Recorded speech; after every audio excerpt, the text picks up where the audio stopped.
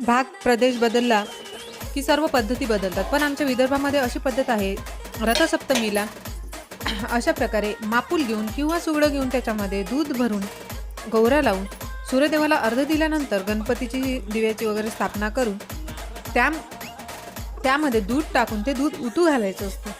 ते दूध एकदा का उतू गेलं की त्याच्यामध्ये थोडेसे न धुता तांदूळ असे टाकून द्यायचे आणि थोडा वेळपर्यंत तो शिजत घालायचं. त्याच्यामध्ये ड्रायफ्रूट आणि साखरसुद्धा तुम्ही टाकू शकता आणि हा असा प्रचंड असा स्वादिष्ट प्रसाद हा तयार होतो. आणि हा घरातल्या सगळ्यांना सूर्यदेवाला देवाला वगैरे दाखवायचा आणि स्वतःसुद्धा खायचा.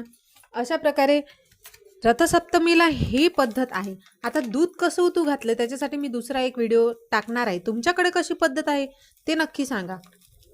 विदर्भामधली पद्धत आवडली की नाही ते सुद्धा कमेंट करून सांगा.